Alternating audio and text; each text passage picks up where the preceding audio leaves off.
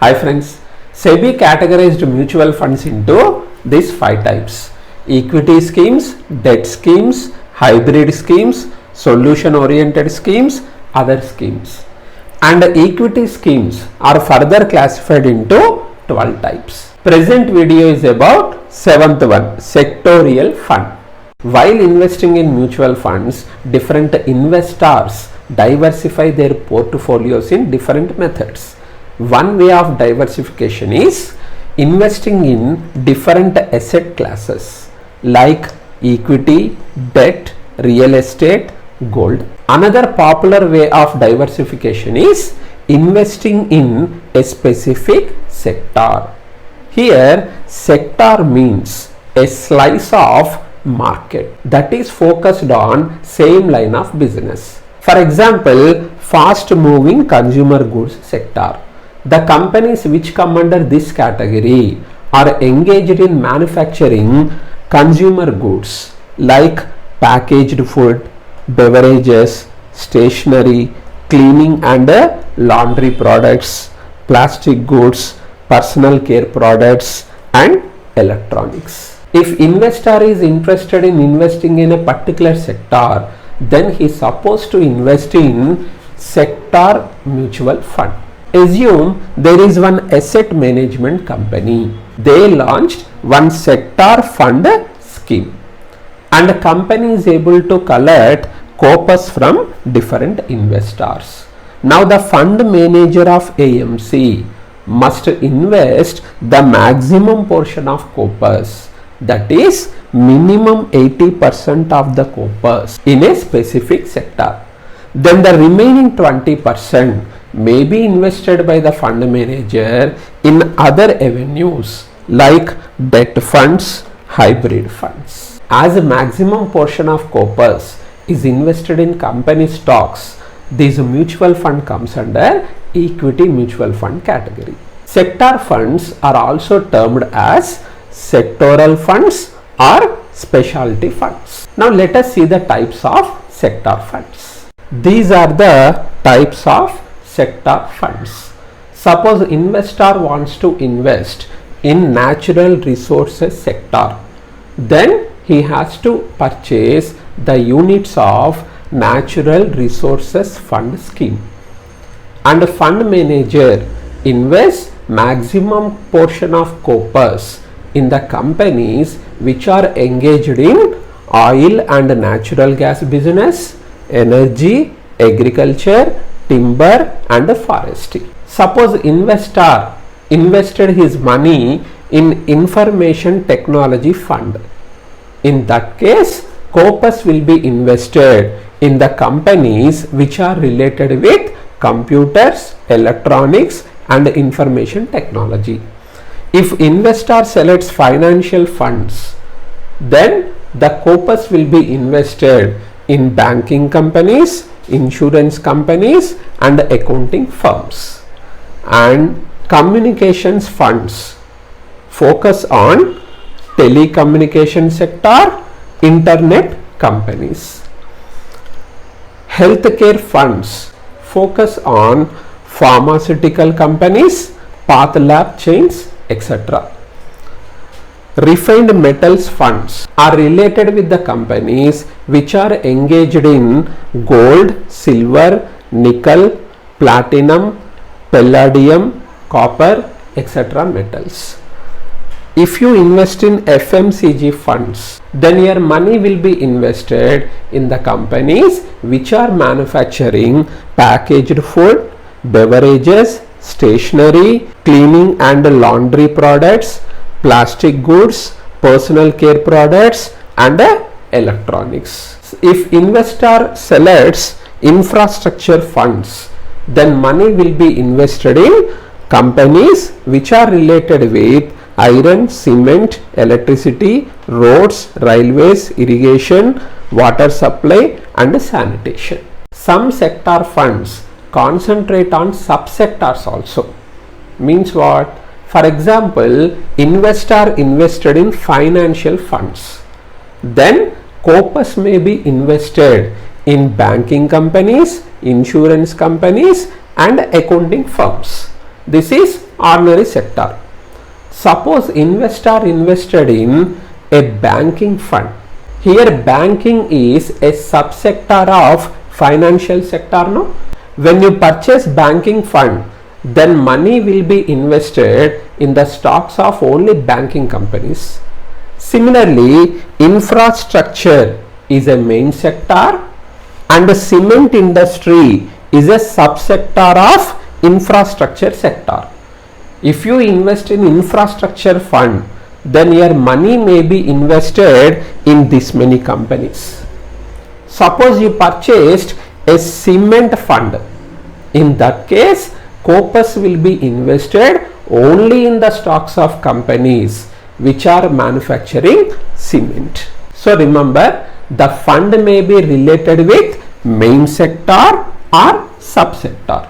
Similarly, while learning about a sector fund, you should know about another important fund known as thematic fund. Let us see about that. Sector fund and thematic fund both come under equity mutual fund. And most of the investors use these two words interchangeably. However, these two funds are different. In case of sector fund, the corpus is invested in a particular sector. For example, if investor purchased a banking fund, then money will be invested in the stocks of companies which are engaged in banking business. So money is invested in a particular sector. But in case of thematic fund, money will be invested in a particular theme, not in the sector. Theme means, for example, multinational companies. Companies may engage in manufacturing any product which belongs to any sector. But the common point here is all these companies are MNCs. Similarly, export oriented companies. That companies may manufacture any products. But the common point here is all these companies are engaged in exporting their services or goods. Similarly, rural India oriented companies. Thus, the corpus will be invested in a particular theme in which you may see different companies from different sectors. Thus, portfolio contains more than one sector. For example, investor invested in one MNC fund and a fund manager invested in the stocks of companies which are engaged in manufacturing iron, oil companies and in insurance companies. Iron company belongs to infrastructure sector. Oil company belongs to natural resources sector. Insurance company belongs to financial sector. Thus, thematic fund is a more diversified and broader fund than sector fund.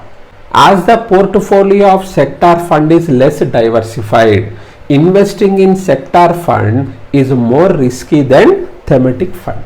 Let us see some detailed insights about sector fund and thematic fund. Throughout the video, you have to remember one thing. The points which I am going to explain are applicable to these two funds. So let us start with the first point. The returns of a sector mutual fund scheme depend on the performance of the respective sector. For example, after careful analysis, investor invested in one particular sector fund, that is infrastructure fund, where the portfolio is designed with the stocks of cement companies, railways and irrigation.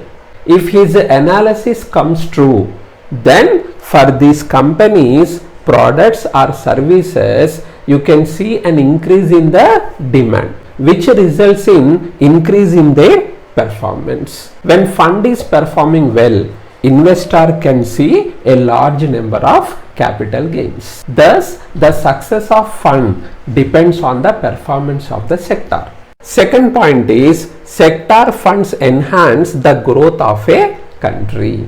For example, a large number of investors invested in a particular sector, that is automobile sector, by purchasing automobile fund mutual units. Heavy capital in automobile sector allows all automobile companies to start their production in large scale.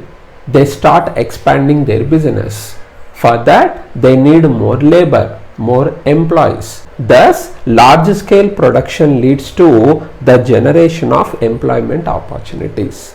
As a result of this, people income increases, which leads to an improved quality of life. Eventually, sector funds enhance the growth of a country. Next point is know when to enter and when to exit. Sector funds usually perform in a cyclic manner. For some years, you can see underperformance in your fund.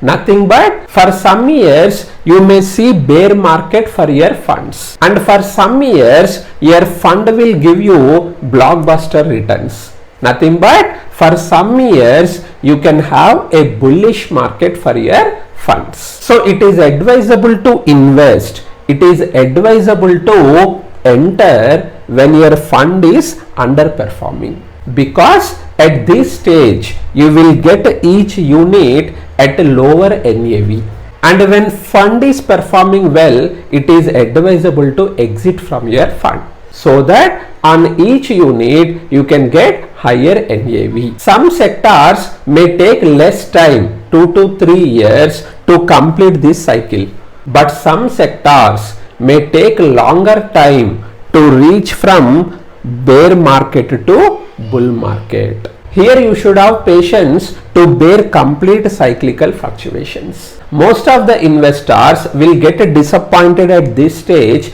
and they will try to exit from the fund by taking lower NAVs. So if you want to see a large amount of profit from your sector fund, you should know when to enter into the fund and when to exit from the fund. So it may take shorter time or longer time. Move to next point.